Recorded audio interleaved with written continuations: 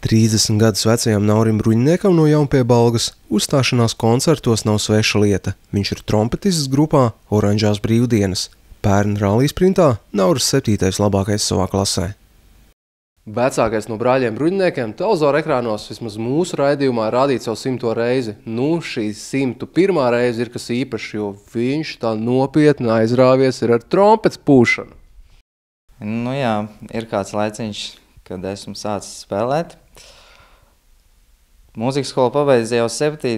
klasē, un tad gadus kāds 14 nelikos nezins par šo instrumentu. Līdz mani draugi nejauši uzzināja, kad es esmu to darījis. Bet es biju pilnīgi kategoriski, ka es negribu vairāk to darīt. Tas bija ar tādām mokām, saprot, pats 7. klasa, tur vecāki, tev ir jāpabeidz mūzikas skolu, tad viss būs kārtībā. Un tad ierāva mani tomēr tajā visā vilnī, ierāva tajā grupā. Tā esmu 2 gadi jau spēlēju atkal. Tā sākotne laikam bija tāda, ka tev lika, tā teikt, pie skatuves ne tajās pirmajās rindā. Tas gan ne, jo tur ir tieši tas, kad tu spēlēsi, tev būs priekšā un tev ir jāspēlē. Kā tas ir nemāk, kā tas ir nevar. Tā nav. Spēlē, mācies, kur ir nots, mācies, mums ir mēģinājumi, viss ir. Nebija tā, ka lika aizmugurēt. Var jau tevi aizstāt. 4 pūtēji jūs tajās oranžajās brīvdienās esat. Jā, bet trompeti pūš tikai viens. Bet jebkurā gadījumā, ja tev ir kaut kāda laža, tas nav tā kā rallijā, ja ir laža, tad ir lielākoties nepatikšanas, tad šeit ir vienmēr kāds, kas tavā vietā kaut kur iepūtīs. Tā kā, ja neskaita kaut kāds solo partijas. Jā, tu viens trompetists, viens saksofonists. Un 2 tromboni. Jā, par tromboniem bija kaut kāda anekdote. Trombonus pūš tikai tie, kas vienlaikus nemāk kustināt pirkstus un lasīt notas. Šito es nebiju dzirdējis. Tev ir 3 tausti. Jā, es vēl 3 iedomājos tikai saksofonam. Tad jau par trompeti arī varētu kādu anekdotu noteikti izdomāt. Jā, ko no tiem 3 taustiņiem var izdarīt? Vai, tu iedomājies, cik daudz tur pozīcijas? 1, 2, 1, 3, nulīte. Gandrīz kā rallijā. Viss ciparos. Kur no 25 diskos ierakstītām dziesmām, kur tu atdod visvairāk to enerģiju? Īstenībā man tā liekas, katra dziesma ir nenormāli enerģētiska tāda, kad, jebkurš koncerts beidzas ar ļoti daudz sviedriem, un nav tāda dziesma, ka tu tur ir lafājās, tur neko, tur mierīgi atpūšamies, Ir, protams, ir kādi, kur ir vajadzīgs vairāk tas spēks, bet viss koncerts kopumā paņem ļoti daudz enerģijas. Nezinu. Šo instrumentu kādreiz mācēja katrs pionieris. Pionieriem bija tās saucinās pionierkas, un viņām nebija neviena taustiņa nebija. Tur tikai bija 3, 4, 5 skaņas, tu varēji uzpūst, atkarīgs no tavas lūpu stiprības pakāpes, teiksim tā, lūpu muskuļiem. Jā, necīt. Pārmeties stūrmaņos, tā teikt, plaušas tagad ir liela. Plaušas liels es neesmu, esmu bijis stūrmanis, bet man tas nepatīk. Man labāk patīk braukt, un arī braucējiem vajag plaušas liels. Kam? Slodzi kāda ir, sviedri. Paklausies citreiz onboardos, kā garajās ātrumposmās dzirdēju, kā kāds sāk elsot jau, piekūst jau. Rallija sprinta publika atpazīst tevi?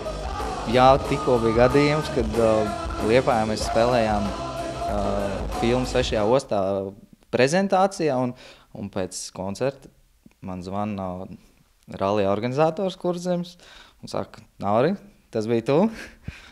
Jā, varbūt jūs arī gribat uzspēlēt Kurzems rallijā. Tā kā atpazīst. Nepārklājās tā muzikanta karjera ar to rallija sprinta karjeru? Jā, pārklājās ir tīpaši jau 2 gadus pēc kārtas bija Gulbis, kas pārklājās ar vienu festivālu, kurā mēs spēlējam. Īstenībā ir bijis diezgan grūti tā, ka tu aizbrauc pierakst trasi, brauc apakaļ uz festivālu, ap 2:00 naktī nospēlē, tad ap 3:00 brauc apakaļ kaut kur uz māju vai, nezinu, kaut kur gulēt, un tad no rīta lec iekšā mašīnā un lai tālāk. Skaidrs, lai ko, bet tavs Ahilei papēdis, būtu rezultāti Gulbī. Jā, Līdz šim gulbi ir, ja ir finišēts, tad viss ir bijis vienmēr kārtībā, jā. Kurš tad no brāļiem bruņiniekiem tad šogad tajā gulbī startē? Viss ir noteikti, kad atkarīgs no tā, kā aizies tas mums projekts ar Ford Fiesta R2 mašīnu. Ja tas viss būs tā kā iecerēts, tad startēsim, es domāju, ka jebkurā gadījumā abi divi, jo gulbis ir tās sacensības, kurās ir plānots ņemt to jauno stūrmani, kurš būs tas laimīgais, un tad viņš tiks arī mocīts tajā gulbī. Ford Fiesta R2, kas par projektu? Marek, tu nezini neko. Projekts anb.lv mājaslapā ir Ford Fiesta R2 reklāmas laukumi, kur var iegādāties jebkurš mirstīgais Latvijas iedzīvotājs. Nopirkt var to par 10 latiem. Tu vari nopirkt kaut vai 100, kaut vai 200 laukumus. Attiecīgi par to naudu tiks iegādāt mašīna Ford Fiesta R2, ar kuru brauks gan viens, gan otrs brālis.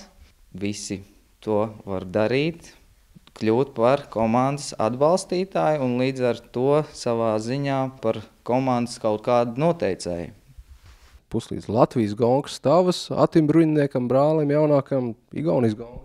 Jā, pagaidām tā ir izdomāts, kad Latvija brauc es ar Edgaru, Igaunija brauc Atis ar Agnesi, bet, protams, tam visam vajag to mašīnu. Lai mēs varētu priecēt savus skatītājus līdzutējus, tam vajag mašīnu, un tāpēc mēs ļoti ceram, ka tas viss aizies un tā mašīna būs. Tu grupā bez tevis veseli 9 dalībnieki, lai arī pavalsta jūs. Jā, grupas koncilijā jau es dzirdēju runas kaut kāds, kad tiek runāts par to, cik laukums viņi pirks, un ja tur kaut ko bija rēķinājuši, pilnīgi bez manas līdzdalības. Jo es nebiju tajā brīdī, laikam, kaut kā Latvijā, bet jā, kaut ko viņi tur domā un nopirkt. Arī tad uz ķiveres staigās kvadrātiņos un šeit kombinzona. Es varu staigāt visienos kvadrātiņos, tā kā Spidermans, jā, bet galvenais, lai mums ir tā mašīna. Līdzinājām mašīnām tad sakat nevārt? Nē, mēs nevaram viņām teikt nē, jo viņas mūs ir aizveduši tur, kur mēs tagad esam, jā. Mums ir ļoti labas mašīnas, bet tehnoloģijas un laikmets iet uz priekšu, un teiksim, mūsu mašīnas ir ļoti labas rallija sprintam, jā. Bet, lai brauktu lielajā rallijā un lai tu brauktu klasē, kur ir cīņa, pirmkārt, tas, kad šajā klasē lielākā daļa brauc ar ļoti līdzīgām mašīnām, ja. Pagaidām, diemžēl, viņi ir ļoti maz mums Latvijā, bet šogad ir pirmais gads, kad šī jaunā klase ir, ja, R2 klase. Tā kā es domāju, uz priekšdienām tur būs daudz un tās mašīnas būs līdzīgas. Un tā cīņa līdz ar to būs interesantāka. Tas nebūs tas, kurš ieskrūvēs kaut ko jaudīgāk, kaut ko lielāku. Ja? Nebūs tā, ka tagad tur kāpēc tu esi otrais. Ja? Tam jau tur tā mašīna ir baigi jaudīga, viņš tur brauc, ja? Vai tur ātrumkārba kaut kāda baigi foršā. Te ir viss vienāds. Visiem vienāds mašīnas, visi braucam. Kas māk ātrāk braukt, tas ir pirmais. Nešau greizi. Tātad pilnā balsī dzied vienā dziesmā. Mūsu sapņu mašīnas ir sašrauti mērši.